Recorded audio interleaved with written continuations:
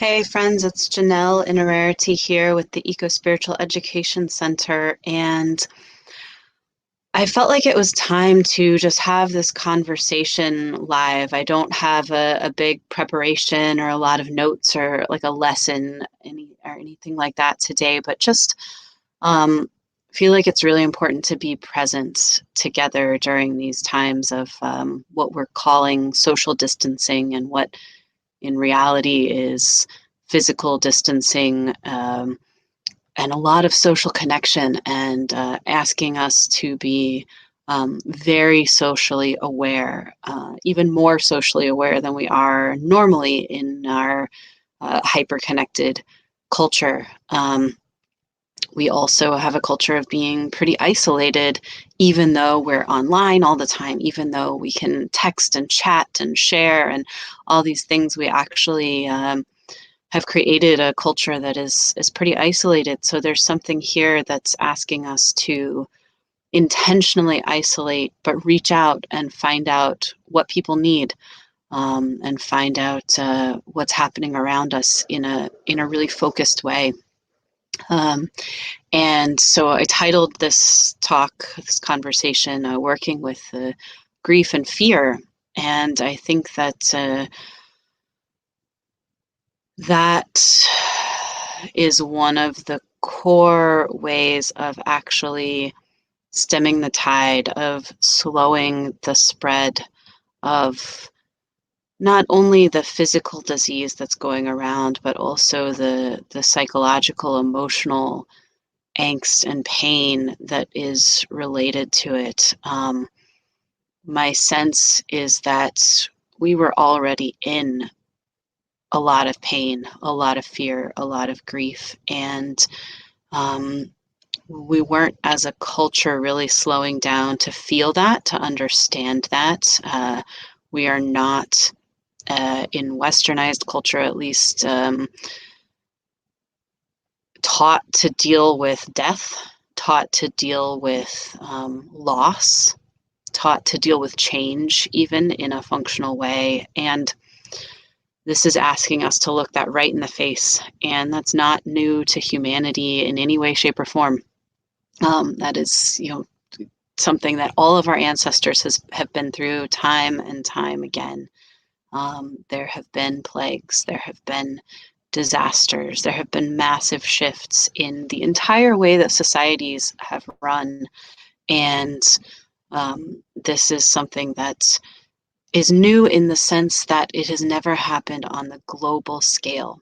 It has never happened where everyone around the world could fly within 24 hours to be on the other side of the world, where everyone's economics were dependent upon everyone else's actions. And so, in that regard, we are all in this together in a way that has never happened before. And so we also feel the collective grief. There is no elsewhere. There is no other in this type of situation. We have to recognize that we are one planet, we are one society at this point, despite cultural differences, despite landscape differences, um, and even despite different ways of working with economics or health. Um, we're all in this together. It's sink or swim together. And so grief, right? Working with grief and fear. I noticed that as things were really amping up, as things were starting to unfold in an obvious public way, I felt a lot in my chest, in my heart, in my lungs. This sort of contraction, this like kind of fuzzy feeling. And as a process worker or a process-oriented counselor, when I facilitate groups also, I'm very interested in what's happening in the body as things unfold, because that gives us a lot of signals, a lot of information about what's happening in the whole atmosphere. And so noticing in myself just kind of this tightness, this constriction, and then also this like fuzzy feeling in my chest and my lungs. And I work with that by both feeling the constriction and saying, what's right about this? What do I need? I need to set boundaries. I need to be really clear about my space, my boundaries, what my edges are, and in some ways to be uncompromising about that because the risk is high. And feeling the fuzziness felt to me a bit like the boundaries were unclear between myself and the world, feeling very sensitive to the big feeling that was happening and really intentionally clearing that space and saying, I'm here in my space and I can feel what's happening all around. I can be in relationship with what's happening all around. I can be responsive, but I have my own um, space that I will protect, that I will take care of, and that I will hold sacred. So I've been doing a lot of yoga nidra, particularly working with opposites and duality, which is what I wrote about in my newsletter this week, if you are on that. And we'll talk about that a little bit today. But holding both, the both and of the situation, and holding my space. I had a great conversation yesterday with one of my closest friends who grows Chinese medicinal herbs. And we talked about grief and how it manifests in the lungs, and how I notice I even feel sad as I talk about this. So this pandemic that is affecting us as humans manifests in the lungs, and it manifests as filling the lungs with water. So this very watery uh, yin, what Chinese medicine would call yin space, right? Filling the lungs, which are known in Chinese medicine and in lots. So I'm not a Chinese medicine practitioner. It is part of my training as a massage therapist, but having this confirmation with my friend who grows Chinese medicinal herbs, the lungs are grief, and they're associated many other things, but they're associated with grief, and it's the place. If you've ever been in grief, you know we heave, we sob, we hold here. And when I tune into that in the bigger world, we've been invited to be in grief for a long time. The lungs of our world have been on fire. The Amazon rainforest, the forests in Australia have been on fire. Much of the west coast of the United States has been on fire. And these forests are the lungs of our world. They are how we collectively breathe. And many people, particularly Indigenous people in the areas that were on fire, have been affected. And yet, as a global society, we haven't been able to take that in a personal way as a collective. We haven't been able to say, wow, our global lungs are on fire. The people who tend those spaces are on fire. Their home is on fire. It is all of our home. And there's something that lands when everyone's individual lungs and the lungs of the people we care about are at risk, which is interesting because that's been true with pollution. And one of the things that we're seeing now is that skies are clear. Pollution rates are down in ways that we've heard from politicians and from business people that it's not possible to stop. It's not possible to ground that many planes. It's not possible to close that many factories in enough time to meet the goals that we need to meet. to reverse global warming before it's too late, if it's not already. And what's interesting is that in this situation, when we feel individually threatened in an immediate way, as a collective, suddenly that's possible. And many, many people, if you haven't been practicing some form of meditation, some form of slowing down, some form of connecting with nature, some form of being in slow, unknown, liminal space, this is an extremely foreign and terrifying space to be in, this kind of slow, uh, fuzzy space where we don't know what's going to happen next. We don't know when we're going to see people we care about next. We don't know where we're going to get our next toilet paper.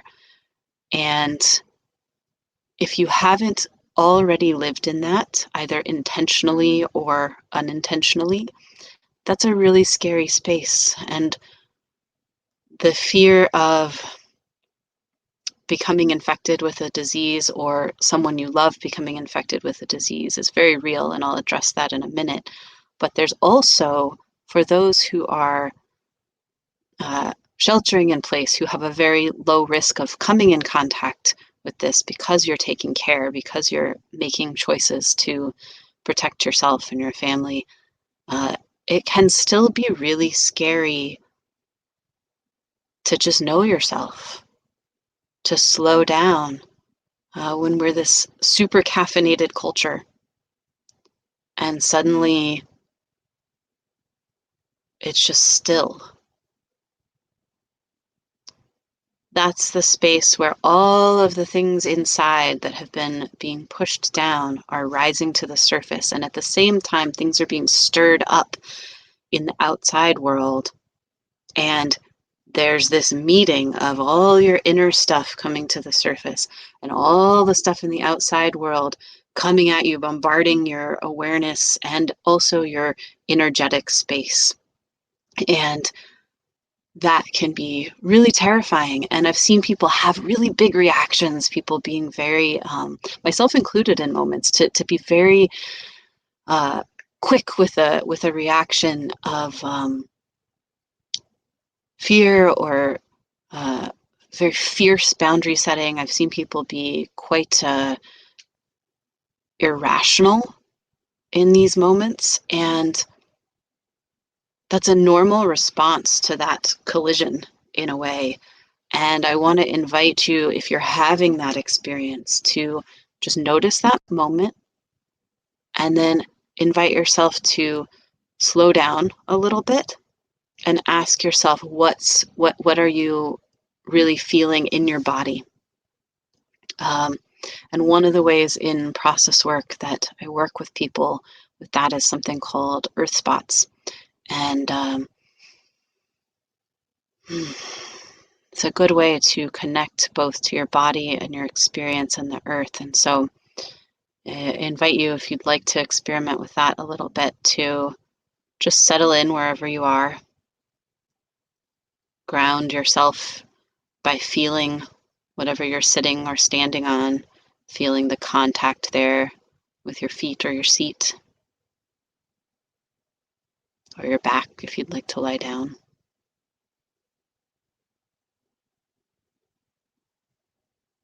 And feel into those moments, the fear, the anxiety, the reactivity, and notice where that shows up in your body.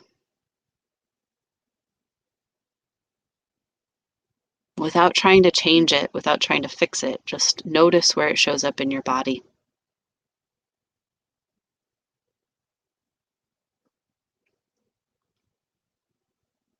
And notice what the quality of that sensation is. So not your story about it, but the quality of the sensation, the feeling that you are experiencing. Is it sharp, tight, quick, fuzzy, hard, hot, frozen? What do you feel?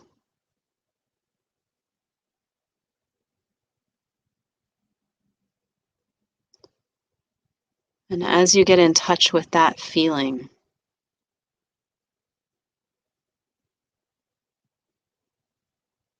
now tune your awareness into the bigger world and ask yourself, where on the earth does this feeling naturally exist?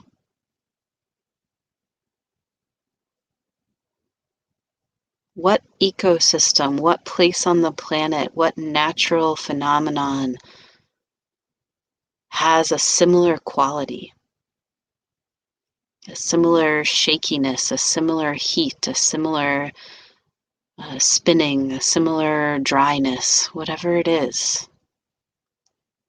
What on the earth, what place of the earth has a similar quality to what I'm feeling in my body right now?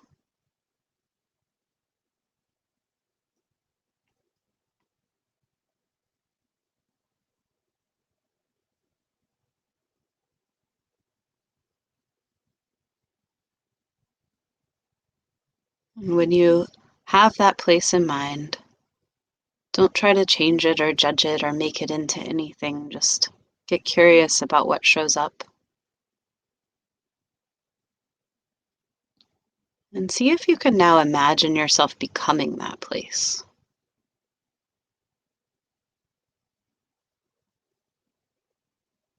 becoming that entity, that way of being in nature. It might be a desert, it might be a tornado, it might be a mountain, it might be a raging fire. Whatever quality of nature, whatever process in nature, whatever place, imagine yourself being like that for a moment. Being that place, that way of being.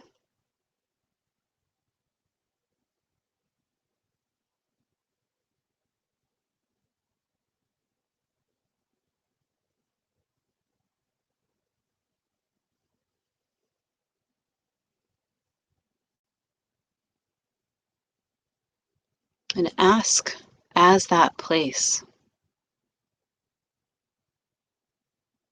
what wisdom does your everyday self need to know right now?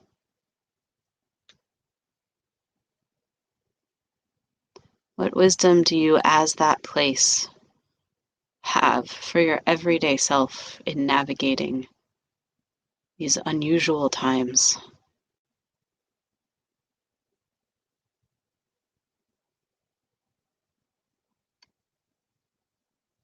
Is there a certain way that you could be that would be more aligned, more helpful for your unique way of navigating your unique situation in this collective experience?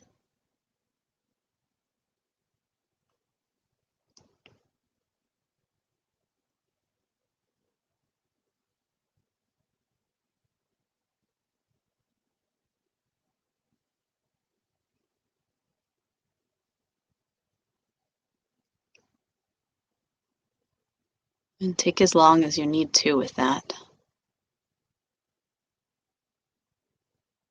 And when you feel complete with that,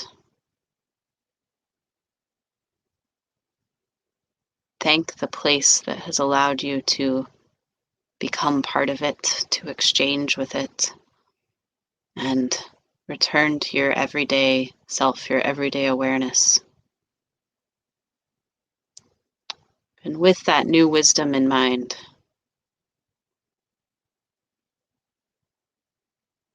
with that new awareness, now consider the very real fears and concerns that are natural to experience now, and see what that wisdom has for you in this context.